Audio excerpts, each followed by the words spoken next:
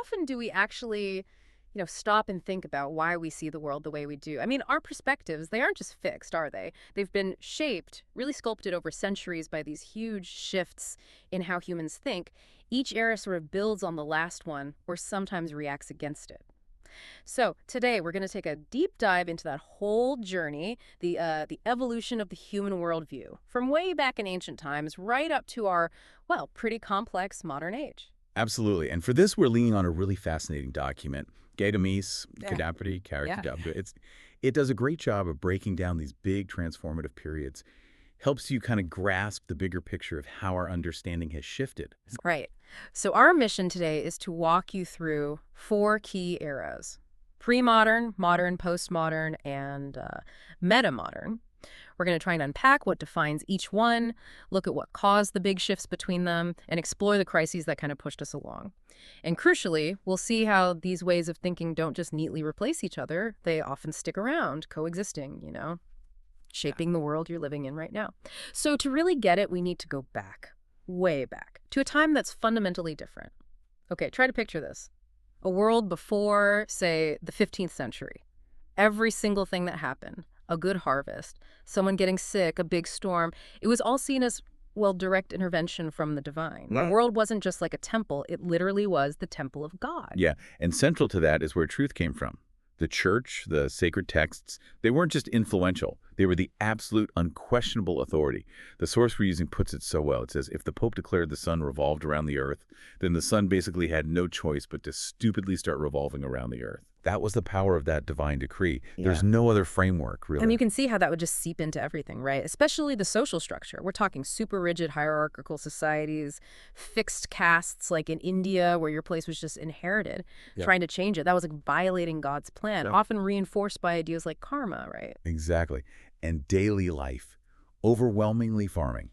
Like 99% of people. Life was incredibly tradition-bound, patriarchal, travel was slow, dangerous, maybe 20 kilometers a day if you were lucky, bandits, disease, all that. Right. And peasants, they lived in what the source calls an information vacuum. Imagine your only picture of, say, an elephant is from some crappy engraving, as the text puts it. Yeah, totally distorted. Your view of the world is limited, easily shaped by whoever controls that information. So within that world, what did life even mean? It must have been so different. Life was basically just a prelude, right? A waiting room for the eternal afterlife. People poured insane effort into temples, pyramids, all focused on what happens after death. And this idea of progress, like we think of it, didn't exist. The economy was seen as a zero-sum game. Mm-hmm. The only way for you to get richer was for someone else to get poorer, which of course meant constant war. It was almost baked in. Yeah. And this permeated everything. Art was all religious, all about divine glory. And work, everything done by hand, painstakingly. It seems so fixed, so unchanging. But clearly something did change. What could possibly shake that kind of absolute authority? Well, that brings us to a whole series of catalysts, really starting around the 15th century that kicked off the modern era. It wasn't just one thing. First, you had these huge scientific discoveries. Columbus reaching America, suddenly the known world is bigger. And Copernicus saying the earth goes around the sun. That directly challenged the church's view of the cosmos. Huge. Right, shook the foundations. Then technology. Gutenberg's printing press, that was revolutionary. How so, specifically? It basically democratized knowledge. Suddenly, books weren't just for the clergy. Anyone who could read could access ideas, think for themselves. Ah, okay. Fostering independent thought. Exactly. Which led to new philosophies like the state being a social contract between people, not some divine right given to kings. Big shift in thinking. Then you get political revolutions like the French Revolution, late 18th century. Suddenly you have concepts like citizen rights, free speech, private property being formally established. Things we kind of take for granted now. And finally, the Industrial Revolution. Factories, machines, people moving from farms to cities en masse. Society transformed. So it really was a perfect storm. Science, tech, politics, industry. The old world wasn't just tweaked, it was totally re-engineered. And the worldview flipped, didn't it? The world becomes less a temple, more a machine. Exactly. A big mechanism that we could understand through science and reason. And not just understand, but control. And there was this huge optimism, right? Like technology could solve everything. Oh, absolutely. The source mentions people dreaming of flying traffic cops and mail delivered straight to your apartment window. Ah, Okay. The belief was progress is inevitable and it's always good. And what's really interesting is how this changes the view of suffering. It's no longer God's will, it's a technical problem, something to be engineered away. Ah, okay. This era had boundless faith in our ability to conquer nature, build paradise on earth through science. Mhm. But, and this is crucial, that absolute belief, without strong ethical checks, well, it carried a warning. It could lead to these huge planetary ideologies, giant systems aiming to remake the whole world, thinkers willing to turn rivers backwards, ignore the human cost, all for progress. Yeah, you can see the danger there. And society changed dramatically too, right? Industrialization. Totally. Suddenly there was social mobility. A peasant could actually leave the farm, get a factory job, earn a wage. Entrepreneurs could build businesses, become, masters of life in a way that wasn't possible before. And religion adapted too. Well, Protestantism, for example, kind of legitimized making money. Saw it as a sign of God's favor almost, which fueled massive economic growth. The total pie actually started getting bigger instead of just fighting over the same slices. Right, not zero sum anymore. And travel got easier, safer. Steam trains, ships. You see mass migration between continents for the first time. So the whole meaning of life shifts again. Completely. The goal becomes understand everything, 100%, control nature. Science and reason, not God, will bring paradise. And it'll be here, on Earth. And art follows suit. Naturally.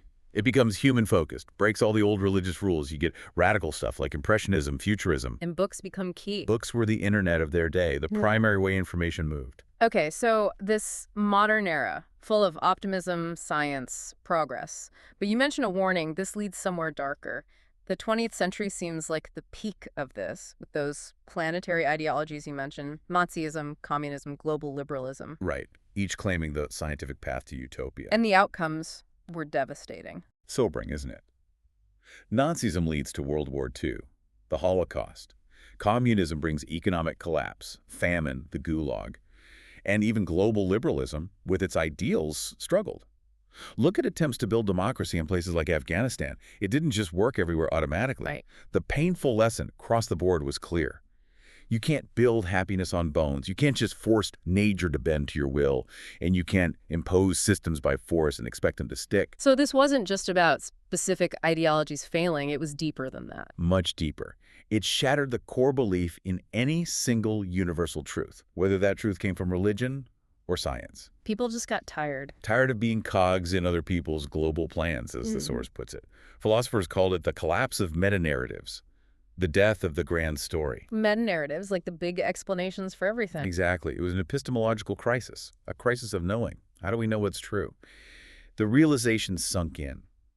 Both religion and science, taken to extremes, could justify horrific violence. Forced conversions on one hand, nuclear bombs on the other. Grim. So the conclusion many reached was, don't trust any authority 100%. Look for answers yourself. This deep skepticism, this questioning of how we know, paved the way for the next phase, postmodernism. Okay, so after WWII, this profound disillusionment sets in. How did people cope? What came next? Well, alongside this disillusionment, communication technology just exploded. Right, books were still there, but then came radio, TV. And then the internet. Yeah. Information starts spreading at the speed of light. Which leads to... Information overload, basically. Everyone suddenly has a platform to share their priceless opinion, as the text rightly puts it. You get this flood of contradictory viewpoints, and in that flood, the idea of one single universal truth, it just becomes impossible to maintain. If everything's a valid perspective, then nothing is the perspective. Precisely. That's the core of postmodernism. So the world isn't a temple, it isn't a machine, it becomes a text. What does that mean? It means reality is seen as constructed by ideas, symbols, narratives. Like a vast ongoing story we're all writing and reading. It's not about finding the one true story, but understanding how all these different stories shape our experience. Can you give an example? Sure. Think about the American dream. That's a powerful narrative, a constructed text. Or how Coca-Cola advertising basically invented the modern image of Santa Claus. Ah, okay. Shaping reality through symbols and stories. Exactly. Or people taking cues for their own lives from TV shows, like Am I a Monica or Rachel from Friends. How should I think about relationships based on Sex and the City? Right. We absorb these narratives. In this world as text, Art becomes the main meaning maker, not religion or science. And people are sort of playing within this text, trying on different identities, different stories. Which sounds freeing, but also maybe confusing, leads to constant doubt. Definitely. Those existential questions. How did I get here? Who even am I? There's no big guidebook anymore, no single meta-narrative telling you the meaning of it all. So what is the meaning of life in postmodernism? Well, according to this view, there is no inherent meaning. Life is chaos. It's a game. It's random. The individual is suddenly king, god, and hero, totally free. The operating principle becomes, famously, nothing is true. Everything is permitted. Wow, that sounds intense. It led to this pervasive irony about everything. God, politics, love, death. Nothing was off limits for cynical humor. It was a way to cope with the lack of fixed meaning. And the art reflected that irony. Completely. Postmodern art wasn't about creating brand new meanings. It was about deconstructing the reality we thought we knew. Think of a film like The Matrix. Yeah, questioning reality itself. Memes are maybe the perfect postmodern art form. Ironic, cynical, remixing existing images and ideas constantly. And art moves out of galleries, too. Into fashion, personal style, everyday life. It's all part of the text we create. But this constant irony, this lack of meaning, did people eventually get tired of it? That's exactly what happened. A paradox emerged. All this freedom, but people grew bored with meaning. A deep longing started to surface for something solid, something reasonable, good, eternal, a purpose. So the freedom became its own kind of burden. In a way, yes. Postmodernism freed us from external authorities, which was huge. Yeah. But having no orientation points at all, it led to feelings of chaos, aimlessness, even nihilism for some. This internal emptiness, this boredom, became the crisis of postmodernism. It created a demand for something new forms of sincerity, new values. Okay, so where does that lead? After the grand narratives collapsed, and then irony became exhausting, what's next? This is where we see the emergence of metamodernism, and the description is interesting. The same postmodern, but rolled back a little towards modern. Rolled back? How so? It came directly out of that boredom with meaning. It doesn't just ditch the irony and skepticism of postmodernism. Instead, it tries to synthesize it with a renewed search for values, finding ways to have meaning and conviction, but flexibly, without falling back into rigid, absolute truths. So it's about holding both, irony and sincerity. Exactly. Holding paradoxes is a key idea. You can be aware of the absurdity, the constructed nature of things, but still commit to something sincerely. Which brings us to this idea of new sincerity. What does that look like? It's this interesting mix. It might use naive or ironic framing, maybe humor, but deliver it with a serious, genuine feeling underneath. It's okay to be earnest again. It's not automatically cringe to feel things, to be enthusiastic. Like that meme, yes, I'm cringe, but at least I'm free. Perfect example. It's owning your tastes, your feelings, without shame. Guilty pleasures. Stop being guilty. Right, like loving that terrible movie everyone makes fun of. Exactly. Like The Room, that people watch religiously even though critics hated it, or having wildly different music genres on your playlist and not caring if it makes sense. You just like it, sincerely. But if everything is still kind of relative, where do ethics come from? Is there any shared value? That's the crucial question. And the American philosopher Richard Rorty offered something that resonates with metamodernism, a focus on intolerance of cruelty. It's a baseline. If anything can feel pain, we shouldn't inflict it. It's grounded in empathy. Ah, okay. So after the big ideologies failed and total relativism felt empty, Metamodernism offers this fundamental ethical principle. It allows different worldviews to coexist, but draws a line at causing suffering. In this view, being friends, loving, and developing are good and normal, and violence is absolutely unacceptable. It sets a boundary. okay, this is really important. You said earlier these paradigms don't just replace each other. Right.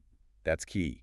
It's not a neat sequence. A stops, B starts. They smoothly flow into each other and exist in parallel. So bits of the old ways stick around. Definitely. Rational, modern thought didn't just erase magical thinking. The source mentions how in the 19th century, scientific progress was booming, but so were spiritual seances. Huh. People tried to explain spirits with electricity or something. Pretty much. Old ways get reinterpreted, but they persist. Understanding these cultural layers, how bits of pre-modern, modern, postmodern thinking are all still active in our society right now is vital. It helps make sense of complex social and political conflicts. Often it's these different worldviews clashing. So it's not just history, it's happening now. Absolutely. Look globally. You see attempts in Afghanistan to return to a kind of religious pre-modernism. You see Russia trying to revive modern-style ideologies of state power and grand destiny. Meanwhile, many people, especially in the West, are living in a very postmodern or metamodern way, valuing individual freedom, self-expression, grappling with irony and sincerity. And this even plays out between Oh, generations. for sure. Think about the stereotypes, right? Boomers, often seen as more modern, believing in one truth, maybe more willing to use force for ideals. Zoomers, the TikTok generation, often embody that metamodern sincerity, advocating for radical nonviolence, comfortable with fluidity and paradox. So these big historical shifts show up in everyday disagreements. Yeah. Exactly. Macro-level changes manifest in micro-level social dynamics. So, wrapping this all up, it's the big takeaway. This journey from pre-modern to metamodern thinking, it's messy, it's layered. Not a straight line at all. Each era grew out of the problems of the last one, offered a new way of seeing.